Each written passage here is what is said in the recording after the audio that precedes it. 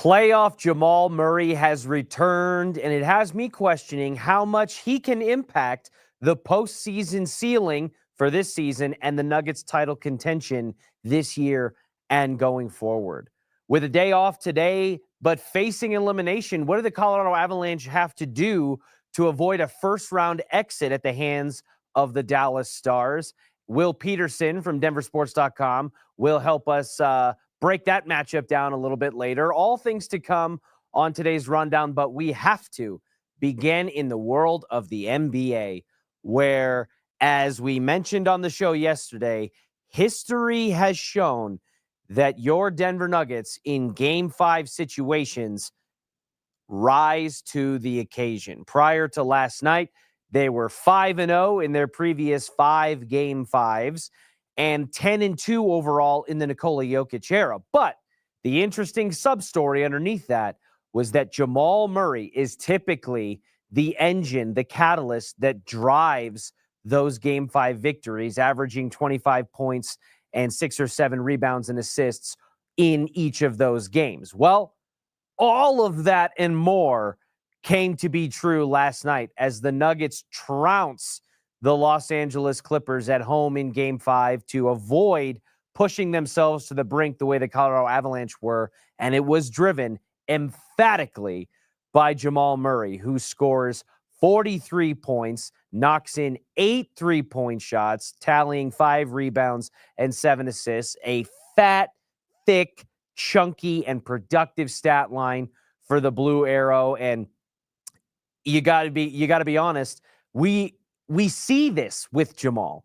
This isn't a new thing, but it seems like without this appearance, this type of appearance from Jamal, the Nuggets have no rudder with which to steer. And that kind of has me thinking, as I'm watching this unfold last night, in a game that, make no mistake, the Nuggets came out strong and finished strong, but could have fallen apart along the way. It had me wondering and questioning, for all that we say about Nikola Jokic, is Jamal Murray the heartbeat of this Denver Nuggets team? I think that he is. I think that Nikola Jokic is the brain. I think he's the central nervous system. He is the connective tissue that provides every other piece of the body and of the team with the opportunity to thrive. But Jamal is the heart. He is the engine that needs to take that energy from the central nervous system and pump it through the rest of the body, because the rest of the team clearly feeds off of his energy with every slam dunk, and of his 14 3-point attempts, 8 of which found the bottom of the net. You can feel the energy reverberating off of an Aaron Gordon, off of a Christian Brown with some of his late shot clock, late game clock heroics, of a Russell Westbrook, who we know as well as any is good for a coin flip game for better or worse on any given night. Well, we got heads out of Russell Westbrook last night, shooting 50% from the floor, giving you 20-plus minutes, and being a productive player, outscoring Kawhi Leonard and James Harden in a playoff game in points. We don't need to look at the whole box score, but that is what truly makes me think that Jamal Murray is the heartbeat, figuratively, and in some ways it feels like physically, of this Nuggets team.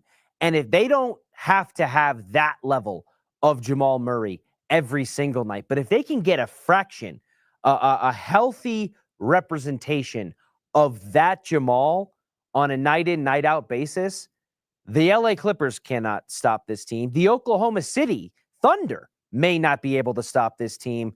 And then we'll see where it goes from there. And if the Nuggets are going to get out of this series and have a chance against the juggernaut Thunder in the Western Conference, winners of 68 games in the regular season, that's the kind of Jamal Murray that needs to show up. Because as we've seen in this roller coaster experience, when Jamal can be the embodiment of the second best player on an NBA title team, the Nuggets are hard to stop. Nikola Jokic had his 3rd triple-double of this Clippers series. Meanwhile, the rest of the NBA only has 2 combined. This was the first Nikola Jokic triple-double that resulted in a win, and it was his 21st career triple-double in the NBA in his career for the postseason, trailing only Magic Johnson and LeBron James.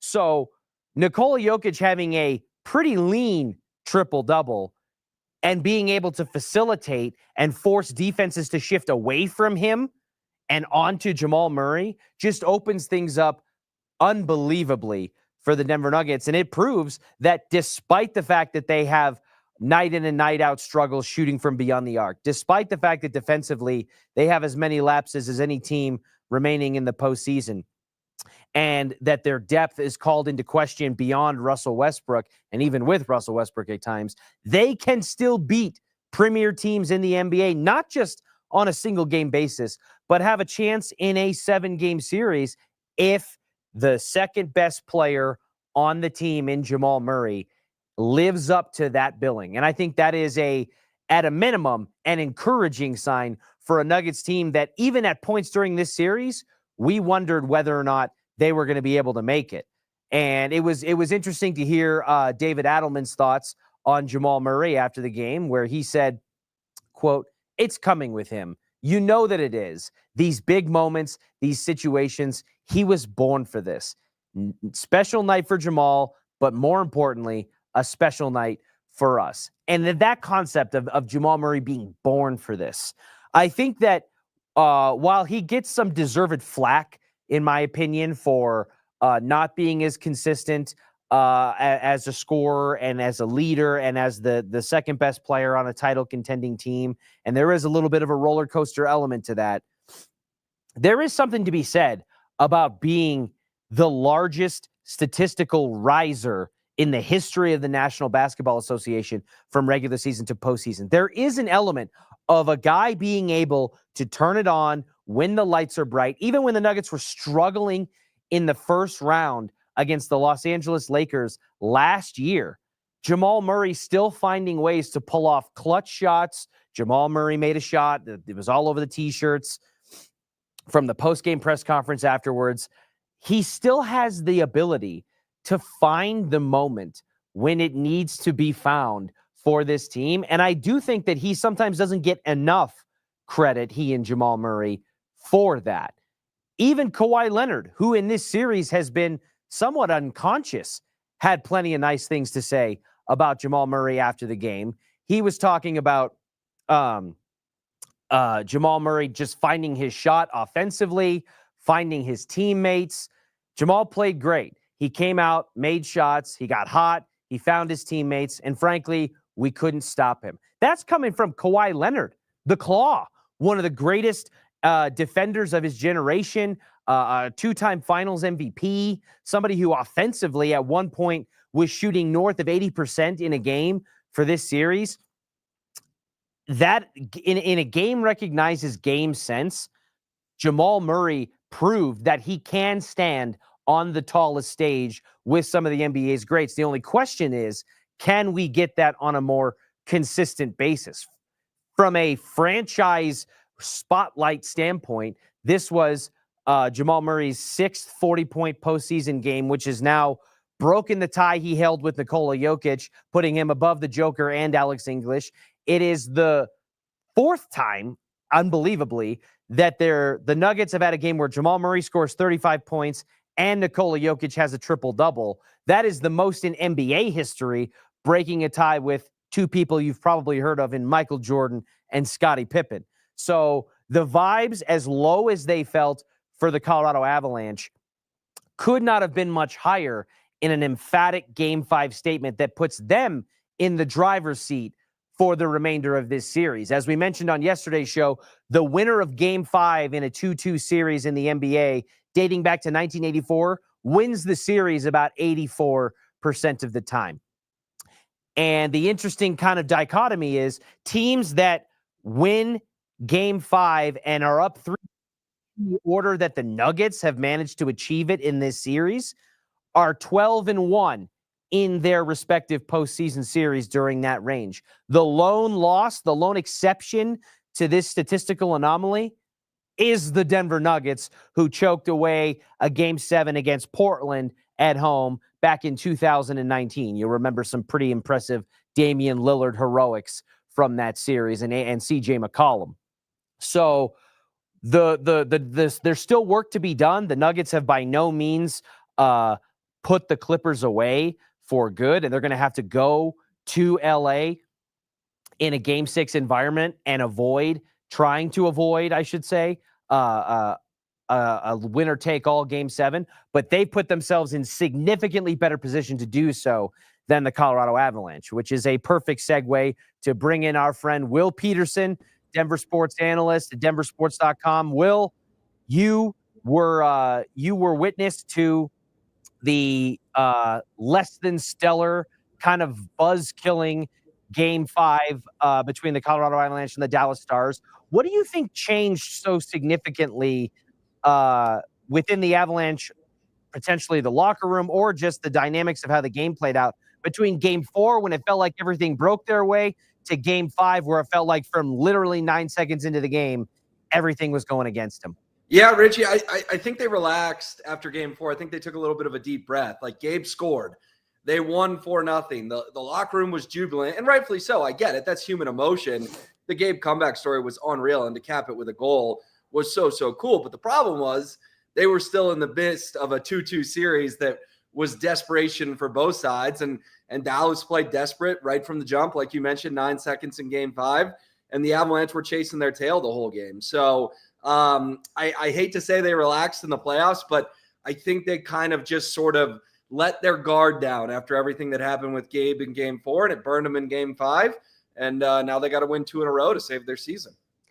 Will, I think that in the postseason, really just in sports in general, but especially in the playoffs, and I think it really applies to the Colorado Avalanche, as Jared Bednar alluded to, in some of the lower points of this series, it's felt like we've seen a little bit of a disappearing act or some noticeable performances in a negative way from some of the top names on this Colorado Avalanche roster in Nathan MacKinnon and Cale Makar. And I think Cale Makar's have been more magnified than some of his fellow teammates. Does it feel like, outside of a handful of moments in this series, that Cale Makar just hasn't been himself? And if so, what do you think might be attributing to some of that less than usual performance? Yeah, I mean, first of all, I actually think McKinnon's been one of the Avalanche's best players, if not their best player. So I don't put him in the same category, but I definitely put Makar in sort of that disappearing act, along with Marty Necas, Jonathan Drouin, Charlie Coyle, Brock Nelson. It's been a disappointing series for a lot of guys, but the reality is, Richie, is Cale may win the Norris. He was nominated as a finalist for the Ted Lindsay today. For the first time. This is a guy that is regarded as a top 3 player on planet Earth by his fellow players. Yeah. Ted Lindsay is voted on by the players, not the media. So for him to have these 5 games has been disappointing. And the problem is one, seems to be fumbling the puck a lot at the line, which is uncharacteristic for him. 2, he and Devon Toews are actually negative in the plus-minus in this series. They're giving up a lot of goals together when they're on the ice. And 3, he can't solve Jake Ottinger right now. Like, every time Cale's got a chance, you're like, okay, this is finally going to be the one. He either shoots it high or Ottinger robs him. So I don't know what's going on. Slumps happen, but to have a slump for 5 games in the playoffs of what really could be a Western Conference final, that's worrisome. And he's not going anywhere. He's not getting traded. They're not doing any of that. No. But it just, you got to step up starting in Game 6.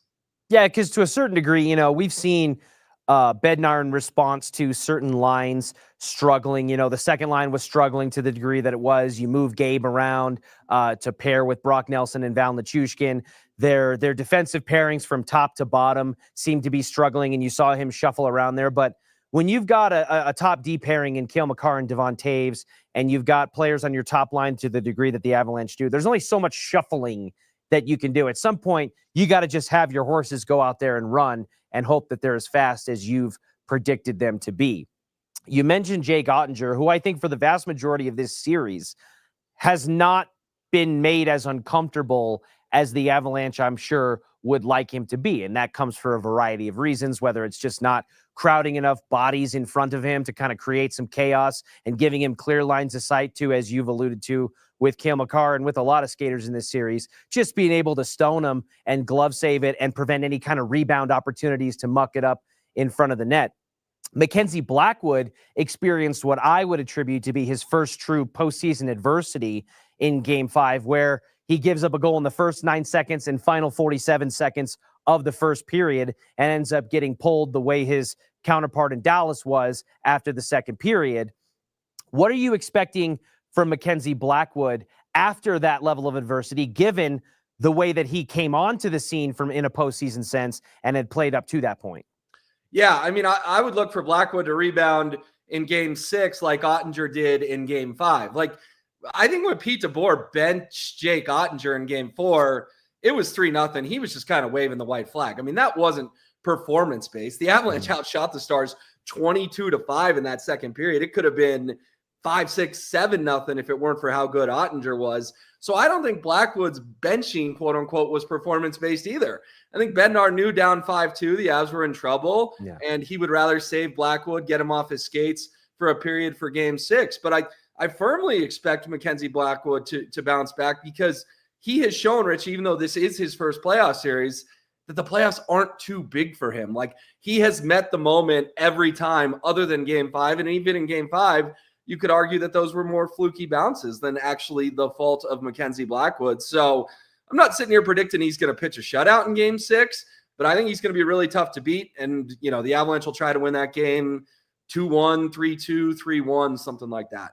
You have a situation here, Will, where the Colorado Avalanche, I think you have a faction of people who have an argument to say that they have looked like and been the better team in this series for the vast majority of the hockey that's been played. Prior to Game 5, Dallas had led for a total of 62 seconds in the entirety of the series, and yet they now find themselves up 3-2, and the Avalanche have their backs against the wall. So given that both sides seem to have somewhat of an argument as to who's been the better team on the scoreboard and passing the eyeball test, what has really been the difference maker for Dallas to be able to maintain that edge over the Avalanche so far through 5 games? Well, what really hurts is you had third period leads in Games 2 and 3. You lost the leads, and then you couldn't win in overtime, including an OT where you had a 4-minute power play or 3:20 that carried over in Game 3. So, Richie, I think if you simulate this series like 100 times based on how both teams have played so far, the Avs are either up 3-2, they won it 4-1, or you could even make a case they could have swept this series 4-0. Like, we are living in the universe that is the one outlier of the Avalanche being down 3-2 in this series. Again, if you simulate it 100 times, I think 99 times they'd either be leading it or have already wrapped it up. And instead, here's the one where they're down 3-2. No one cares. Like, I guarantee Dallas isn't sitting in the locker room going, man, we are so lucky to be up 3-2. No, they're not. They're thinking about closing the Avs out tomorrow night. So the Avs can either feel sorry for themselves that this is how it's played out, or they can say, hey, we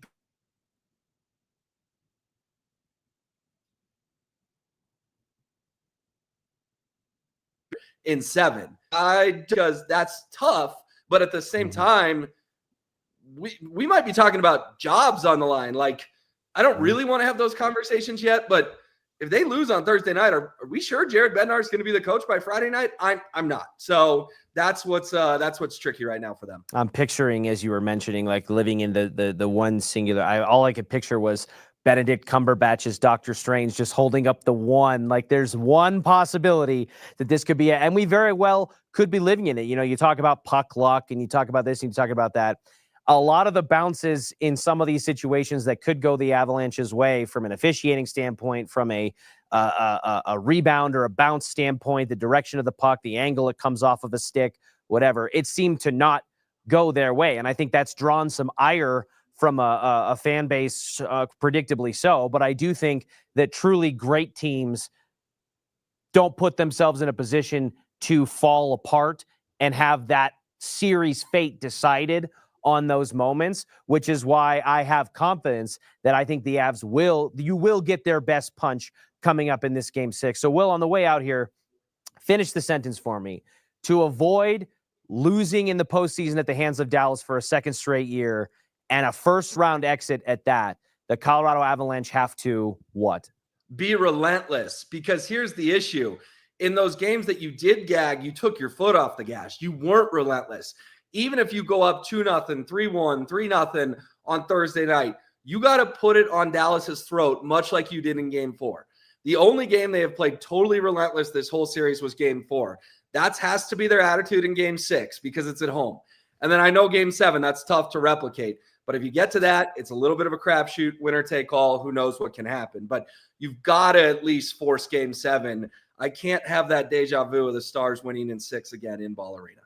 I'll dovetail off of your statement, and I'll say they have to make their presence felt on special teams. I think that has truly been the biggest deciding factor in giving Dallas, who maybe has been outskated or outplayed for large portions of hockey so far in this series. But the one thing that I think Dallas has done definitively better than the Avalanche is that they have made their special teams opportunities count. If they don't capitalize on a power play goal, they push the momentum and have the ice tilted in their favor when it gets back to even strength, and they score shortly after. And for the Avalanche, it seems like they can never get both at the same time. We've seen them literally kill a penalty, go on to a power play, and then not capitalize it, and then it falls apart from there. So I think that in addition to just being relentless and not taking their foot off the gas, because I agree with you, I think that they've had moments where they've kind of coasted at times, or at least it's felt that way.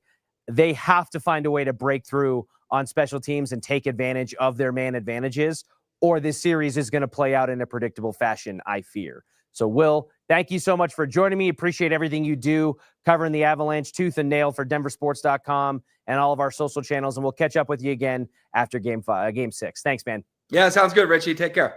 To the rest of you out there, have a great rest of your day. On the way out, though, I do want to mention a brief moment. We don't talk about them on this show very often, but we have to take a small moment to acknowledge what is happening at 20th and Blake with the Colorado Rockies. They are in almost spectacular fashion finding a new low and a basement as a franchise.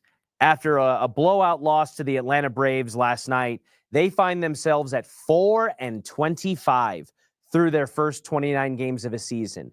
They are already reached the worst mark in the National League in the last 149 years of that league's existence. And now they find themselves in a three-way tie for the worst 29-game start in the history of Major League Baseball, with the 1988 Baltimore Orioles and the 2003 Detroit Tigers. The 2025 Colorado Rockies, who will have a chance to break that record and become sole owners in their misery in just about 45 minutes from now, as they have a first pitch scheduled with the Braves in the final game of that series at 1:10.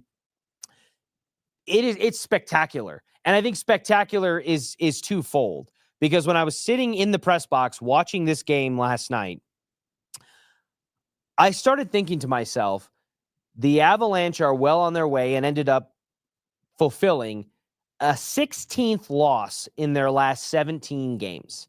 16 out of 17 when you haven't even played 30. And my mind immediately went to this. The Rockies won 21 out of 22 games in 2007 to complete and cap off the greatest season in franchise history, and what we have colloquially referred to since as Rocktober. Okay, it was one of our Mile High milestones a little earlier this month or last month, and it signified the highest of the high for Colorado baseball at Coors Field. And all of a sudden, I started thinking to myself, we have a legitimate chance here today, in the next month or less, to see the Rockies potentially perform a reverse Rocktober and lose 21 out of a possible 22 games, in which case that is a yin and yang, a high and a low, a disparity with which I don't know that another team could replicate. I don't know that we'll see another Rocktober-like run from a team 21 out of 22 from the end of the regular season into the postseason and to the World Series to get to the World Series, and then losing 21 out of 22 games in potentially the first 40 or so games of a season. It's unheard of on a number of levels. And in some ways, you want to say all you can do is laugh, because if you didn't laugh, you'd cry. But the giggles are feeling a little bit more painful with each passing game and each tally that continues to pile up in the loss column for Colorado. So we'll see where this season goes, but we may be looking at potentially the birth of the most abysmal and embarrassing season in the history of Major League Baseball, to the degree where the Rockies, who never, and I mean never, get national attention, were a subject of conversation on ESPN and Fox Sports and a host of other sports talk shows along those lines, Pat McAfee, about questioning whether or not the Rockies are bad for baseball. And we talk all the time about, nothing's ever going to change, and unless Dick Monfort sells the team, or the league's got to step in. And I mean, they're already staring at a situation where they're going to finish almost exclusively as the worst potentially team in baseball and not have a shot at a top 10 pick in the draft because of Major League Baseball's anti-tanking rules. They are getting punished by anti-tanking rules within their league, and I truly don't think that they're tanking. And you could argue that maybe Rocktober, which was, again, the highest point in franchise history, could potentially be the birthplace or the inspiration for the season we are seeing now, and why Dick Monfort has chosen to operate the way that he has. I don't know that billionaires' lives and decision-making is impacted by certain things that happen on or off of a baseball diamond, but you could see a situation where the Rockies achieving what they did in 2007 gave way to the mindset and the mentality that has led to this year in 2025 and this season, where the Rockies have tied for the worst season start in the history of Major League Baseball at 4-25 in their first 29 games. I don't know what, if anything, can turn that kind of incompetence and poor play around, but a national media echo chamber, historic level badness that predates the 20th century in the United States of America, and potentially a decline or a decrease in attendance and revenue. As our friend Andrew Mason pointed out, the Braves and the Rockies have hosted, or have gone to the Rockies and been hosted at Coors Field 125 times. And these last two games that were played yesterday and the day before were the 123rd and 124th rated attendance in those games. So maybe a combination of all of those things, a perfect storm of reaction, could force change. But if it doesn't, this ship could be finding new and lower depths. All right. Thank you so much for joining me today. It's always a pleasure to catch up with you with everything we've got going on here on the Denver sports scene. And if you need help catching up on all of those things, head to DenverSports.com, like and subscribe to our YouTube channel. Follow us on our social channels at DenverSports1043, at DEN Sports 1043, as we have so much, and I truly mean so much, information available to you at your fingertips 24 hours a day, 7 days a week, on your computer, on your mobile device, on your radio, wherever you need it. We've got it. Smart speaker, internet streams, the works. So please like and subscribe to our YouTube channel. Give those social channels a follow, and we'll catch up with y'all again tomorrow. Let's go have ourselves a day, man. I do what I love what I do. Second nature to put in the work.